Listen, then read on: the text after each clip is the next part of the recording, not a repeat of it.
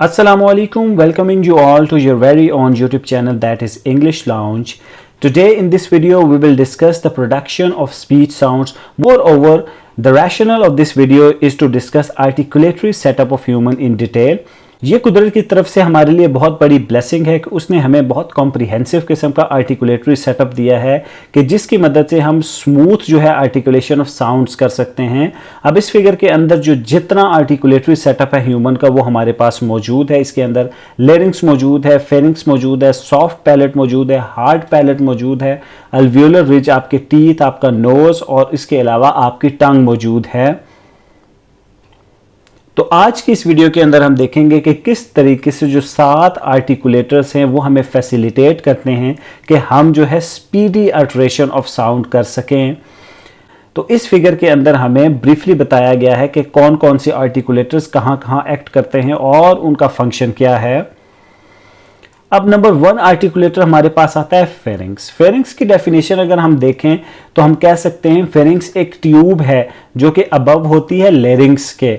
अब फेरिंग्स को क्या कहते हैं? फेरिंग्स को बुनियादी तौर पर विंड पाइप भी कहते हैं। तो प्राइमरीली अगर चीज़ को देखें तो हमारे जो लंग्स हैं वो एयर को पंप करते हैं। वो एयर हमारे विंड पाइप से होती हुई हमारी नेजल कैविटी के अंदर जाती है या फिर हमारी ओरल कैविटी के अंदर जाती है। तो इस तमाम फंक्शन को जो चीज़ सपोर्ट कर रही होती है वो हमारा फेरिंग्स ही होता है। अब फेरिंग्स की जो डायमेंशन एडल्ट मेल के अंदर होती हैं वो 8 सेंटीमीटर होती हैं और इसके अलावा एडल्ट फीमेल के अंदर फेरिंग्स के डायमेंशन 7 सेंटीमीटर होती हैं। फेरिंग्स बुनियादी तौर पर 2 तरह के पार्ट्स में डिवाइड होता है, यानी 2 तरह की ओपनिंग्स उससे होती हैं। उसका एक जो पार्ट होता है वो ओपन होता है ओरल कैविटी के ऊपर और जो उसका दूसरा पार्ट होता है वो नेजल कैविटी के अंदर ओपन होता है। अब हमारे पास सेकंड ऑर्गन जो आता है आर्टिकुलेटरी सेटअप में वो सॉफ्ट पैलेट आता है। अब सॉफ्ट पैलेट की जो एनाटॉमिकल फिगर है वो आपके सामने एक्सप्लेन की गई है। इस सॉफ्ट पैलेट को वेलम भी कहा जाता है। वेलम का फंक्शन क्या होता है? वेलम जो होता है वो एयर को पास कराता है नोज और माउथ के जरिए।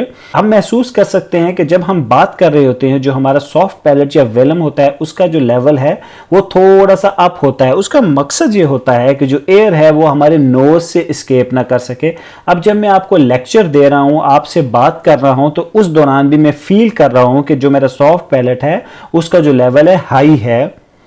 अब ऐसे साउंड्स के जिसके अंदर जो हमारी टंग है उसका हमारे सॉफ्ट पैलेट के साथ कांटेक्ट होता है उन्हें वेलर साउंड्स कहते हैं। जैसे कि साउंड है वॉक के अंदर, ग साउंड है गर्ल के अंदर। जब आप इन साउंड्स को अटर करेंगे तो आप फील करेंगे कि आपकी टंग का जो पिछला हिस्सा है वो आपके सॉफ्ट पैलेट के साथ टच कर रहा होगा। आप भी इसे प्रैक्टिस कर सकते हैं। अब हार्ड पैलेट की तरफ आते हैं। अब हार्ड पैलेट की जो एनाटॉमी है इन फिगर्स के अंदर एक्सप्लेन कर दी गई है। अब ऐसे साउंड्स के जिनके अंदर आपकी टंग जो है वो हार्ड पैलेट के साथ टच होती है उन्हें पैलेटल साउंड्स कहते हैं। जैसे कि य साउंड है यस के अंदर। अब जब यस साउंड को अटर करते हैं तो आप फील करते हैं कि जो आपकी टंग है वो आपके हार्ड पैलेट के साथ टच करती है या उसके साथ कॉन्टैक्ट में होती है। देन हमारे पास अल्वियोलर रिज है, इसे समझ लेना बहुत जरूरी है। इन फिगर्स के अंदर आपके अल्वियोलर रिज को एक्सप्लेन किया गया है। अल्वियोलर रिज जो होता है आप उसे टच कर सकते हैं क्योंकि वो बहुत करीब होता है आपके फ्रंट टीथ के। आपके फ्रंट टीथ के बिल्कुल बैक साइड के ऊपर आपको एक रफ किस्म की सरफेस नजर आती है जिसके ऊपर छोटे छोटे रिजेस बने होते हैं। यही बुनियादी तौर पर आपका अल्वियोलर रिज है। अब ऐसे साउंड्स के जिनके अंदर आपकी टंग जो है वो टच करती है अल्वियोलर रिज को उन्हें अल्वियोलर साउंड्स कहते हैं। अब अल्वियोलर साउंड में ठ साउंड है ट्री के अंदर, ड साउंड है डोर के अंदर, साउंड है ग्रीन के अंदर। ये तमाम साउंड्स जो हैं बुनियादी तौर पर अल्वियोलर साउंड्स हैं। अब टंग की बात करते हैं, जुबान की बात करते हैं। अब टंग जो है बहुत ही इंपॉर्टेंट आर्टिकुलेटरी ऑर्गन है और इसका मैकेनिज्म बहुत ही अहम है। ये मुख्तलिफ ऑर्गन्स के साथ कोऑर्डिनेट करके स्पीडी अटरेंस ऑफ साउंड्स को प्रोड्यूस करता है। अब टंग जो है वो मुख्तलिफ प्लेसेस में मूव करती है और मुख्तलिफ शेप्स में मूव करती है। ये जो नीचे फिगर एक्सप्लेन की गई है इसमें टंग्स के मुख्तलिफ पार्ट्स को एक्सप्लेन किया गया है, जिनमें टिप ऑफ टंग मौजूद है, जिनमें ब्लेड मौजूद है, जिनमें फ्रंट बैक और उसकी रूट मौजूद है। अब ये जितने पार्ट हैं ये स्पीडी अटरेशन ऑफ साउंड के अंदर हमें हेल्प कर रहे होते हैं।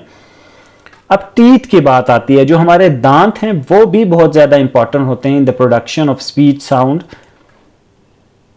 अब ऐसे साउंड के जिनके अंदर जो हमारी टंग है वो हमारे सामने के दांतों के साथ टच हो रही होती है, उन्हें डेंटल साउंड कहते हैं। जैसे कि साउंड है अर्थ के अंदर, और इसके अलावा साउंड है बेफ के अंदर, ये तमाम डेंटल साउंड्स कहलाते हैं। देन हमारे पर लिप्स की बात आती है। अब ऐसे साउंड्स के जिनके अंदर आपके जो लिप्स हैं वो एक दूसरे से कांटेक्ट में रहते हैं, यानी लिप्स एक दूसरे से टच करते हैं, उन्हें बाइलेबियल साउंड्स कहते हैं। जैसे कि प साउंड है पुल के अंदर, प साउंड है बैट के अंदर, ये तमाम बाइलेबियल साउंड हैं। इससे जो पीछे फिगर आई है उसके अंदर हम देख सकते हैं कि लिप्स की पोजीशन साउंड्स को अटर करते हुए क्या क्या होती है, जिनमें क्लोज राउंडिंग होती है, ओपन राउंडिंग होती है, स्प्रेडिंग होती है, या फिर न्यूट्रल पोजीशन भी होती है। अब ऐसे साउंड्स के जिनके अंदर जो आपके लिप्स हैं एक दूसरे के साथ कोऑर्डिनेट करके एक दूसरे के साथ टच करते हैं या कॉन्टेक्ट में रहते हैं, उन्हें लेबिडेंटल साउंड्स कहते हैं। साउंड है फिश के अंदर और साउंड है वोट के अंदर। अब इन साउंड्स को अटर करते हुए आप हिमसेल्फ फील करेंगे कि जो आपके लिप्स हैं वो आपके दांतों के साथ कांटेक्ट में रहेंगे। अब दो मजीद ऑर्गन्स जो बहुत ज़्यादा इंपॉर्टेंट है लेकिन हम उनको सेकेंडरी तवज्जो देते हैं, वो लेरिंग्स और जॉज हैं। अब लेरिंग्स और जॉज दो ऐसे ऑर्गन्स हैं कि जो कि एक्ट करते हैं आर्टिकुलेटर के तौर पर, लेकिन इनकी इतनी डिस्कशन नहीं है। इनकी डिस्कशन इस वजह से नहीं है कि जितने साउंड्स प्रोड्यूस होते हैं डायरेक्टली उनमें इनका कोई ख़ास रोल नहीं है, लेकिन ये इस तमाम जो प्रोसेस है इसे फैसिलिटेट करते हैं। लेरिंग्स किस तरीके से फैसिलिटेट करते हैं?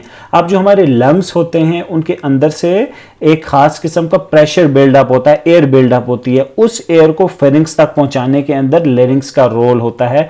देन हमारे जॉज को भी आर्टिकुलेटरी ऑर्गन्स में गिना जाता है। क्यों? जब हम साउंड्स को अटर करते हैं, जब हम बात करते हैं, जब हम गुफ्तगू करते हैं, तो जो हमारे जॉज हैं वो मुख्तलिफ किस्म की डायरेक्शंस में मूव करते हैं, और उन डायरेक्शंस में मूव करने की वजह से जो उनका रोल है वो प्राइमरी एरेना के अंदर आ जाता है। इसी वजह से हम कहते हैं कि वो भी एक आर्टिकुलेटर हैं। तो यहां हम वीडियो को करते हैं एंड होपफुली आपने स्पीच साउंड और स्पीच साउंड से रिलेटेड आर्टिकुलेटर्स के कंसेप्ट को समझ लिया होगा, और आपने ये भी समझ लिया होगा कि कैसे मुख्तलिफ आर्टिकुलेटर्स मिलकर एक कोऑर्डिनेशन करके मुख्तलिफ किस्म के साउंड्स को बनाते हैं, जिसकी वजह से जो फोनेटिक्स की बुनियाद है वो पड़ती है। इंशाल्लाह हम नेक्स्ट आने वाली वीडियो के अंदर भी फोनेटिक्स और फोनोलॉजी के ही मुख्तलिफ कॉन्सेप्ट्स को अंडरस्टैंड करने की कोशिश करेंगे। तो मेरी आपसे रिक्वेस्ट है कि चैनल को सब्सक्राइब करें और वीडियो को थम्स अप दें। Thank you.